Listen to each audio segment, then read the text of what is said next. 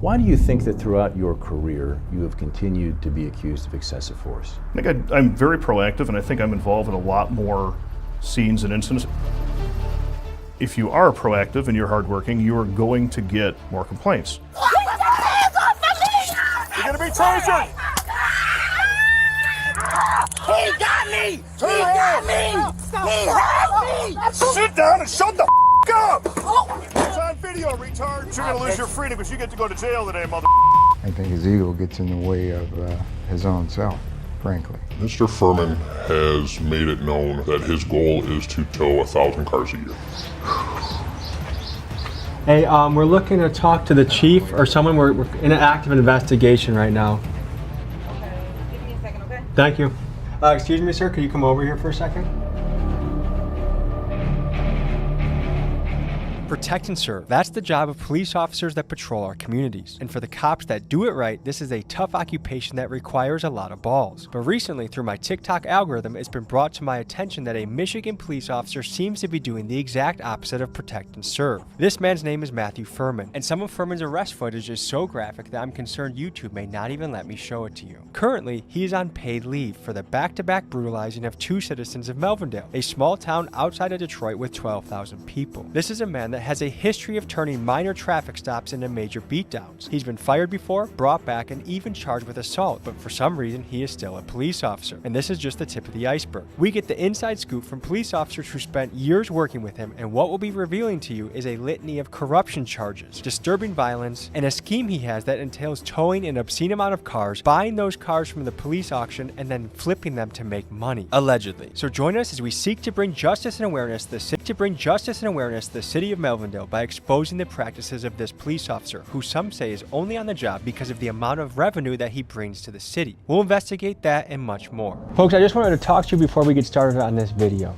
In the past few weeks, we've gone after some really heavy-hitting people. We've gone after Kenneth Copeland, Scientology. We're doing multiple police and prison investigations. And what I'm doing is I'm recruiting you as part of the army to help build this independent media channel. I'm opening up a Patreon tier called Big Dog Soldier. For just $7 a month, you can help support this independent media group. The link is in my description. Please consider joining.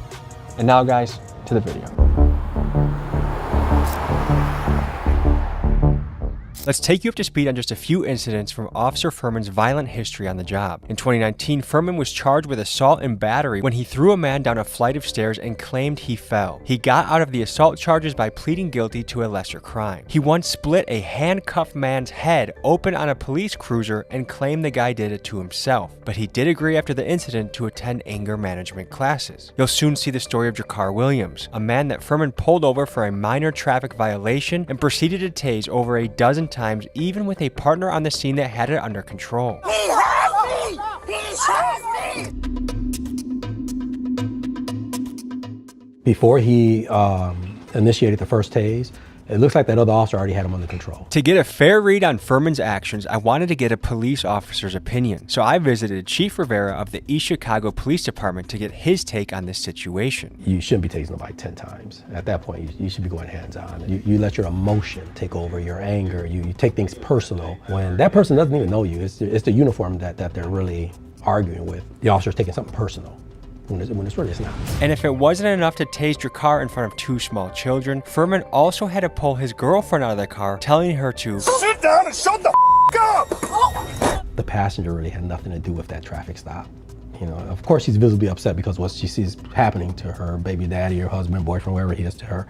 But how she was treated? No, absolutely not. You want to detain her? Yeah, you can do that nicely. Pull her out, detain her, but now you got kids there and they're witnessing all this, and how do you justify that? Just because she's recording you, she recorded your actions because she's being loud, angry. You have to be able to empathize. What if that was you?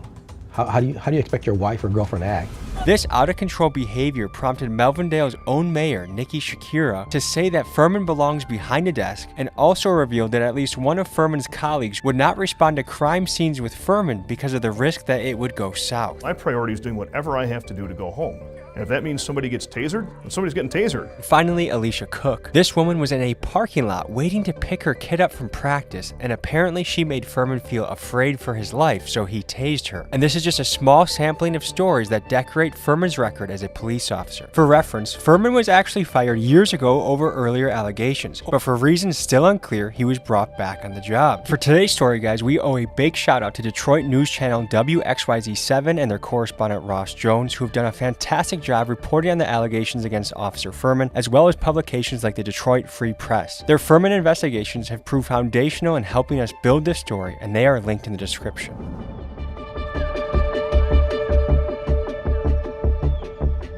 I appreciate you coming to meet with me. Tell me a little bit about your experience with Melvindale Police. It started off really well. It was a fun place to work. It's a good place to learn. What is Furman's rank right now? He's a lieutenant there. He's been on paid leave for almost a year. Is that unheard of? In my experience, yes.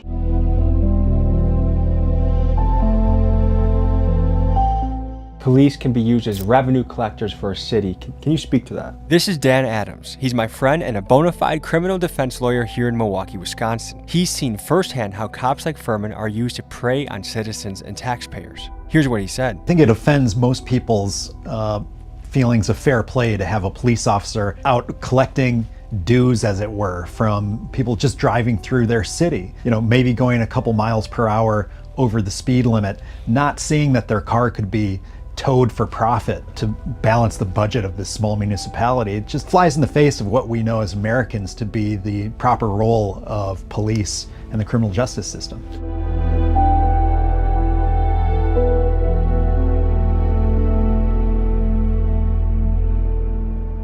Matthew Furman is not a good police officer. This is David Robinson. He served as a Detroit police officer for a few years before becoming an attorney. And he is the one representing Jakar Williams and Alicia Cook in a civil lawsuit against Matthew Furman and the police department. I think his ego gets in the way of his own self, frankly. What's your impression of Officer Matthew Furman? I mean, this guy, Mr. Furman, he's stomping on people's legs as 5 or 6 other cops have them apprehended. It doesn't make any sense. He doesn't seem like he's trying to enforce law and order. It seems like he's enforcing his personal ego and causing chaos. He seems like a guy that actually goes into a situation and escalates it massively. Yes. I am really curious to see what the people and the residents of this area think about him, because it probably can't be good. And if they don't know about him, I mean, we should raise awareness and let people know what he's doing out here. We appreciate good cops.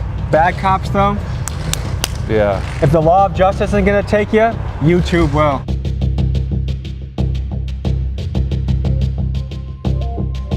Are you familiar with the story of Officer Matthew Furman? I am. What have you heard? He uses excessive force. He's pretty brutal. As officers tried to subdue the man, a Dearborn officer's body cam Just how caught he's- Furman repeatedly stomping on the man's leg.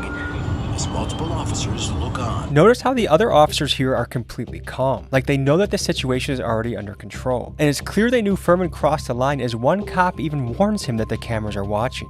Cameras all around, guys. But what's disturbing is no one steps in to stop the beatdown. And this highlights a bigger problem, which is some cops would rather cover for their buddy than protect the citizen they swore to serve. Stomping on his legs. There's 5 cops already on him. Look at him stomping on his legs. Bro, what? And then the other officer ain't doing nothing. They say Cameras all around. So they weren't mad that he was doing it. They were mad he was doing it on camera. That's my first time seeing it. Plenty of officers there to control that person. He was already on the ground. People can't control one person on the ground and you have to stomp him like that. No, this says more about your training than anything. We just noticed a Melvindale police officer. How do we approach a police officer?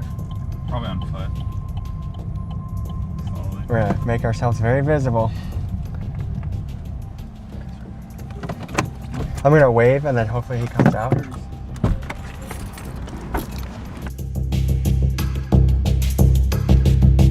It might be tough for you to answer some of these questions, but are you familiar with Matthew Furman? I just started working here not too long ago, so not really. You can't say too much? No. I've heard rumors that other officers don't want to go on calls with him because they're afraid it's going to escalate. This has been true for many years. You do a very tough job, very difficult. You have to be brave to do what you do. Is it hard, if you're seeing a senior officer out of line, is it hard as a younger rookie cop to be like, hey, you can't really do that? I'm a grown man, so if I see another grown man doing something wrong, I will tell him.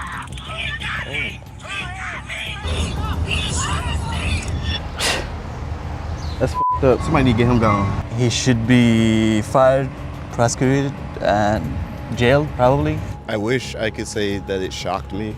I wish that I could say that wasn't what I've come to expect. That's what I've come to expect. I wouldn't feel safe around that. Yeah, he needs some type of criminal activity done to him. That's not okay. He said that he was doing that for pain compliance. Is that a typical police protocol? Not at all. If you were doing the same thing as Furman did to that man on the ground, those police officers reacted, stopped you, and arrested you. Furman had been on a traffic assignment. He pulls over Mr.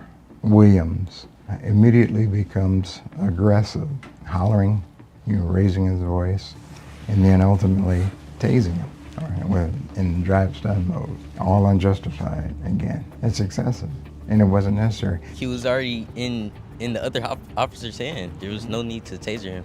Tasers are intended to be used as a defensive weapon. Unfortunately, for some time, there was a misconception within law enforcement that they could be used as instruments of compliance. He couldn't even defend himself. Do you think an officer like this should be allowed to work the streets? No. Do you have a message for the Melvindale Police Department? I'll be calling in, reporting on y'all. They're supposed to protect and serve, and that's inhumane. To fund them, to pay to fund everything that they're for, to pay to, to get them. It's us, the taxpayers. Exactly. He should be gone. If you had a message to the mayor and chief of police about Matthew Furman, what would you say? Get rid of him as soon as possible. He's a liability for the city. What I would like to see is accountability. It's as simple as that.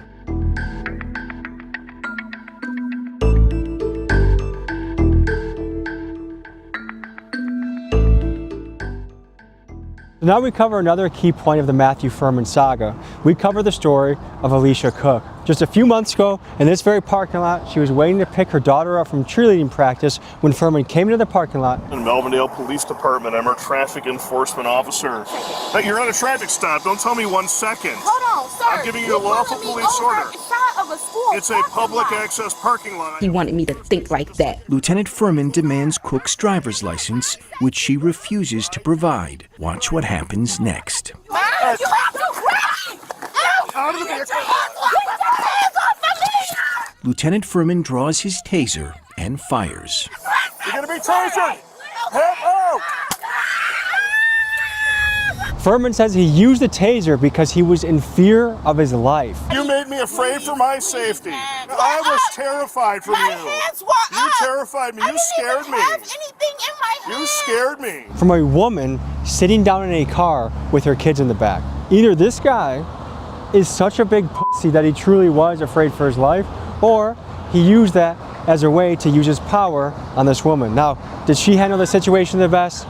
No, but an officer's job is to de-escalate and keep people safe. And when you hear the screams of terror of her kids watching their mom get brutalized by a cop, to me, it's just a disturbing and unbelievable scene to have to witness. Guys, I want to draw your attention to the movement you see in the back seat here. This is a child in a terrified frenzy as they watch their mom get tased during what should be a minor traffic stop. And for the parents out there, I want you to imagine your own kid having to witness something like this. From what you can see, does this guy have the temperament to be a police officer? No, he shouldn't. Any agency that hires a person with that type of temper, you're setting yourself up for liability problems. All right, folks, I'm here at a key landmark in this Matthew Furman story.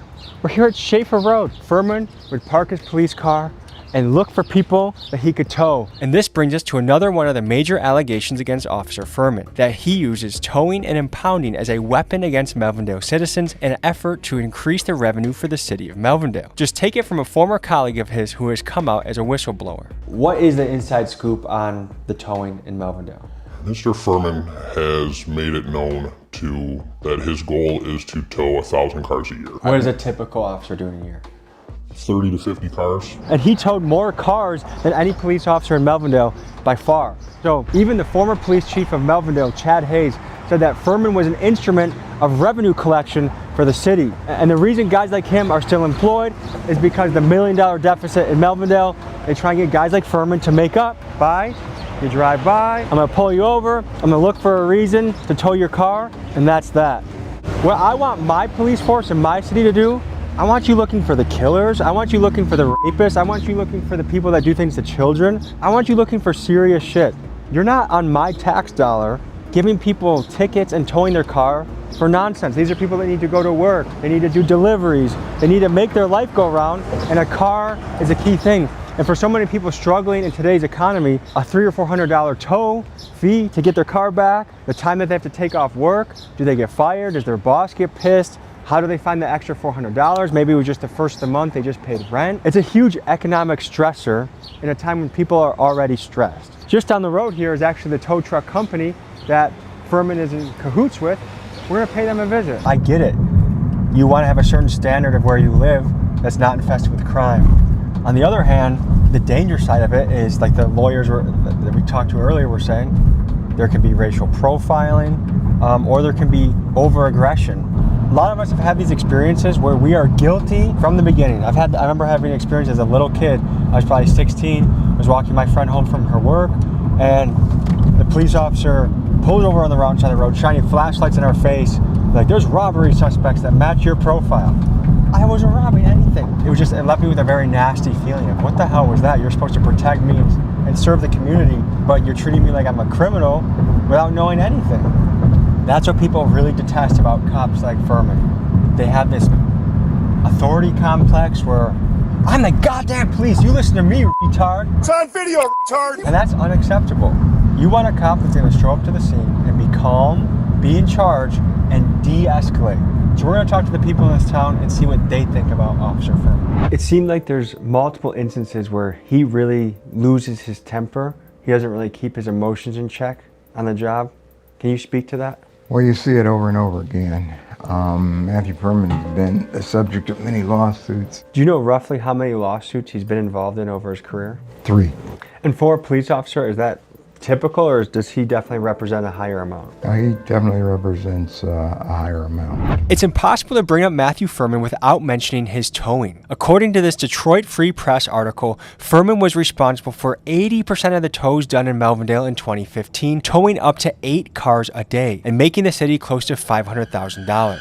We're here at the scene of Gotch & Sons, which the former police chief says is one of the key players in the Matthew Furman towing operation. Have you heard of Melvindale police officer Matthew Furman? He tows a lot of people in the city right here, and then he goes boating with the owner of this on the weekends, and people are like, come on, why is that happening in my car all the time?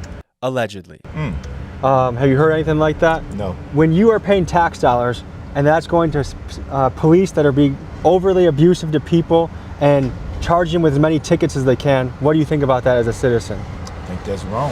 You heard that right. Furman socializes regularly with Mike Gotch, the owner of this towing company, going to his Christmas party, going boating, going to baseball games, and even going to dinner at his house, leaving some to wonder how ethical this relationship truly is. There's a Melvindale police officer named Matthew Furman. Have you heard of him? I have on TikTok. I just heard about what he did and like what happened with him. Like, did you see any of his behavior, like the tasing, the stomping, or what he said to people? I saw the tasing, but I didn't see the stomping or the... Police officer tases someone 12 times. Do you think that's excessive? That's actually very excessive. It sucks. So 12 times, like, that's just crazy. How much is the tow fee here, do you know? $5.75 cash. $5.75 cash? 6% fee if you use card. They be cracking here. Don't come to Detroit. Would you know that the citizens of Melvindale were paying half what they pay now when the previous vendor was towing cars? They upped the rates on them? Oh, significantly. And they gave the city a portion of that commission. Is that a conflict of interest, you think? That seems like there might be a little bit of a conflict of interest. And who loses out the most in that situation? The citizen. The taxpayers. The taxpayers. Would you be surprised if you heard Mr. Mike Gotch, the founder of this company, was taking Furman and other officers out to Detroit Tiger games on his boat, kind of courting them before they even got a contract? Allegedly. It's not funny because it's so messed up, but they're going on boating trips. The average cop, guess how many cars do you think they tow a year in Melvindale? A year? I would think like 40, 50? Closer to 30. 30, okay, even less. To go and try and do over 30 times that, and state that openly in the department with Mr. Matthew Furman, that is outrageous. I mean, does he think he's being a public servant by towing more cars and taking more money out of people's pockets? Well, when you put yourself in a circumstance where you want to meet a quota, you go out looking for ways to meet that quota. And so people on the margin, people on the bubble, people who may not deserve that type of treatment are going to get the bull's horns. Again, if you're looking for people who are jaywalking, we can find jaywalkers all day. If we want to find speeders, we can find speeders all day. But when you have a financial incentive behind that, it turns the criminal justice system on its head, which is we're supposed to be protecting and serving people, making the community safer. But when you're just looking for revenue from different sources, you're going to misallocate your resources in criminal justice. Depending on the locale, it can take anywhere from 30 to 90 days for your car to go from the impound lot to the police auction. This is one form of civil forfeiture where the government, even without convicting you of a crime, can sell off your seized property. And it's tough to get exact numbers on the scale of this, but one major player in the police auction world, Apple Auctioneering, proudly claims on their website that since 2010, they've facilitated the sale of over 70,000 vehicles, generating $380 million in revenue, all of which goes back to the police. Furman makes a lot of money for the city with the towing. What about for his ticketing? With the tows comes tickets. You can't impound a vehicle without issuing some sort of citation because the impound has to come from some sort of traffic offense. With the traffic offense comes a ticket. With the ticket comes a fee, and the city gets part of that. He should lose his badge. He doesn't serve the citizens. He serves himself. So we follow the breadcrumbs, and this is the lot where their cars get brought to, and guess what?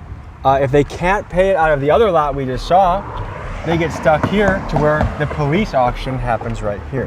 Mr. Furman would buy the cars that he had impounded himself. He often would impound cars that would have no insurance, and often the subjects couldn't afford the insurance.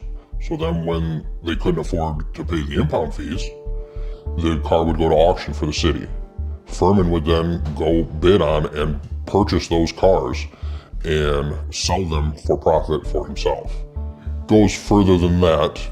It has since come out that he would break into the city impound lot and damage the vehicles by breaking a window or flattening a tire, pulling out the radio, so that way he could bid on them for a lower price and make more money. Was also his girlfriend involved in this? His girlfriend was the source of that information. His ex-girlfriend? Yes. Wait, hold on. You're telling me I'm a single mother, I get my car towed, I'm struggling to get it back. They will actually sell my car in the meantime if I can't come up with the funds. Correct. How long? And then the city gets that money, and the police officer that you paid with your tax money gets to do that to you, yeah. Wait, how long do I have to get the car back out of the impound lot? That is something that we would have to investigate. I would guess 90 days. We have inside information that Matthew Furman actually comes to these auctions, bids on cars that he personally has had towed, he buys them, and then he flips them for a profit. Allegedly. Does that seem like that would be not allowed within the job description to do? That is like super piece of shit territory. Yeah, that should be 100% illegal. So I'm gonna meet Brandon here at this Melvindale Police Department, and we're gonna keep pursuing our investigation. Hey, we're looking to talk to the chief or someone. We're in an active investigation right now. Okay, give me a second, okay? Thank you.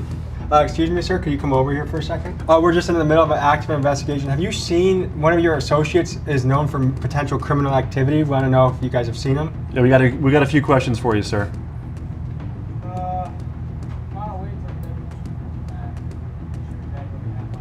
Okay, in the meantime, it's just important you guys kind of comply with some of these questions. Matthew Furman, have you guys seen him? You're not really answering our questions directly. Are you withholding or hiding any information? Would you mind stepping out here, sir, please? Oh, right there. Towed vehicles. And you know, there's nothing that makes me feel safer in my community than if my car gets towed. Because we don't want the people that go to work on time or take their kids to soccer practice. That is a threat to security. We're looking for our deputy chief. Yes, sir. Yes, sir. We just went to the lab just a few. You guys just missed him by. Yeah, would you mind stepping out and speaking with us, sir? We have an active investigation we'd like you to be compliant in. Okay. What is this about? A known associate of this department. Are you here for Lieutenant Furman? Because if that's the case, I'll have to tell you that it is currently being investigated by an outside agency. Yes, sir. So it's kind of not in our hands. Yeah. So I'm not going to be able to comment. Absolutely. We have broader questions as well. Would you mind stepping out behind the glass, please? I would rather not right now. Well, we've actually submitted FOIA requests here and they've been blocked. No, that's not something I look at. That's usually the chief, the deputy chief. We've had a lot of trouble FOIA requesting this police department. That's against the law. Folks, it has been said that Matthew Furman has a mountain of citizen complaints and write-ups in his personnel file. The problem is we have encountered a blockage of our lawful FOIA request. You see, FOIA is the Freedom of Information Act, and it was passed in an effort to provide citizens with transparency in a timely fashion based on the idea that government transparency is essential for democracy. However, the city clerk of Melvindale doesn't seem to think so. They have a duty to provide the documents within 10 days of their request, and currently we are sitting at more than 30 days without receiving anything. In fact, they said that they can't provide us with documents because of an ongoing investigation. Which leads me to this. Folks, it would be a shame for Melvindale if I happen to have a video linked in my description where my guy Keegan shows you in 2 minutes how to submit your own FOIA request. And perhaps once Melvindale sees an avalanche of requests, they might understand how serious we the people are taking the allegations against Officer Matthew Furman. We've had a lot of our FOIA requests blocked by the city of Melvindale, which isn't really legal. It's not legal at all. What do you think about that?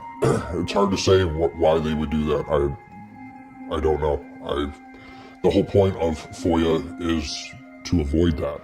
I have a question. If you were to pull someone over and tell them to put their hands on the hood of a vehicle, and then you were to tell them to put their hands behind their back, how long do they have before it's in your right to tase them between those commands? That's all subjective, sir. So it could be 1 second? Like a straight up answer to that. That all depends on subject's behavior. Each situation is different. You're not being very compliant with our questions. I don't know if compliance is the right word here because I am answering your question to the best of my abilities. And right now I am on duty. I have other things to attend to, so trying my best. My impression is you seem like a good guy, fair guy. I don't know if you're cut from the same cloth as Furman. All the questions I probably want to ask you, you probably can't answer on camera, right? Right now at this moment, because it is being investigated, I am not able to. All right? Yeah. Thank you. Yes, sir. Thank you, gentlemen.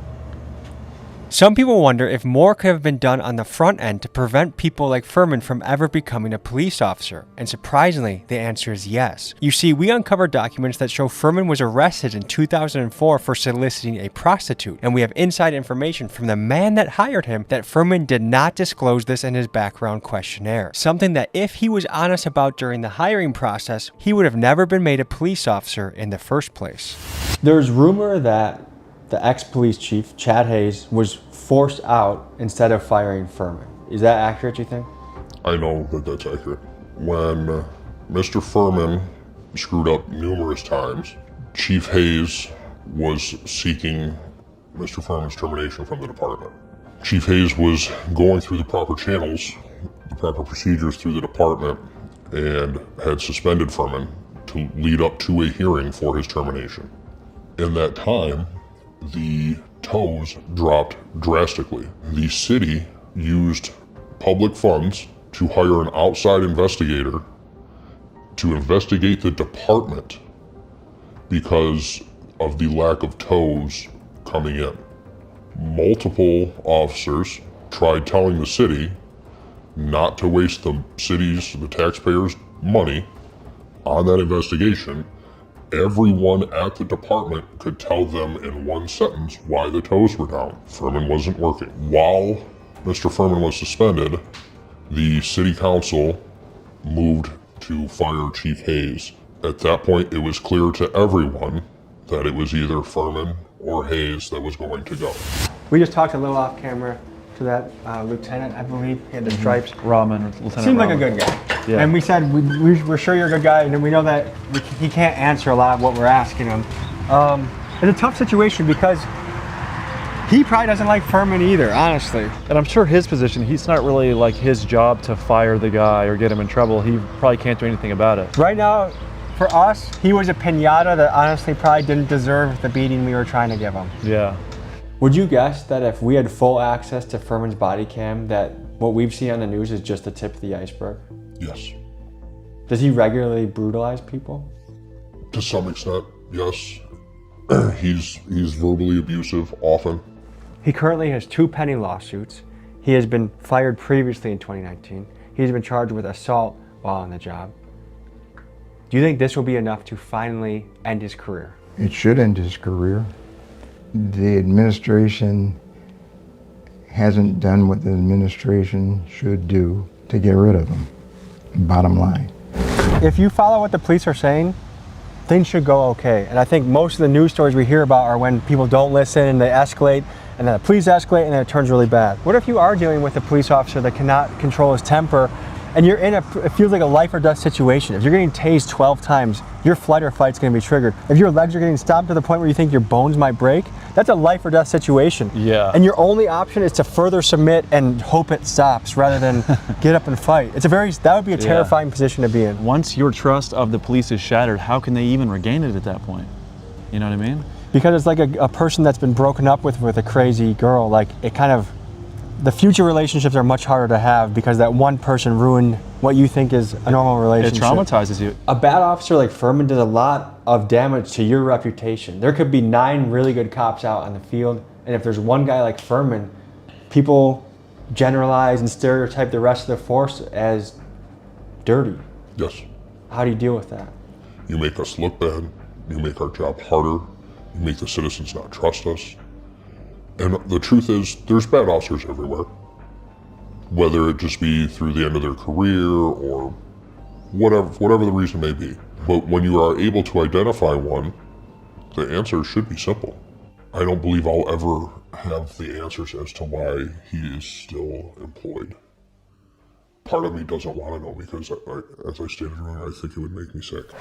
Matthew Furman, I will give you the same offer that I gave Louis Lacey in Dalton, Illinois, which is you can meet me at any MMA gym in Wisconsin or Michigan or Illinois of your choice. I will give you $5,000 if you show up. If you win the fight, you keep the $5,000. If I win the fight, free. So no risk situation for you except for what I would do to you physically, which would be more immense than you've ever experienced in your life. You're used to beating up people in handcuffs. You're used to tasing moms that are sitting in the car. How about you fucking step up like a real man? You are a little pussy. You are a little bully. And I know in a million years you would never accept a cage fight with me. Fuck you. I've been joined in this investigation by my dear friend Brandon Buckingham. Click his link in description, blow him up, look through all his stuff. He has very bingeable content. One of the best guys in the game. And my dear pal. Love you, man. Thank you so much for having me. Dude, you're doing a really great service with this video. I think that this guy needs to be fired. All right, guys. Thank you for watching. We'll see you next week. Matthew Furman, don't be a bitch. Take me up on my offer. Peace. As Furman's career remains in limbo and taxpayers continue to foot the bill of keeping him on paid leave that has stretched for over a year now, we conclude this episode by posing a question to the people responsible for keeping Furman on the force: Melvindale City Council, the Mayor Nikki Schrei, and City Attorney Larry Coogan. How many more citizens need to be brutalized before you make the choice to prioritize people over revenue? And with the expensive lawsuits piling up around Furman, one that Melvindale's taxpayers will have to foot the bill on, isn't this guy much more of a liability than an asset on the balance sheet? Folks, work your magic with the FOIA requests. We appreciate you joining, and we'll see you next week.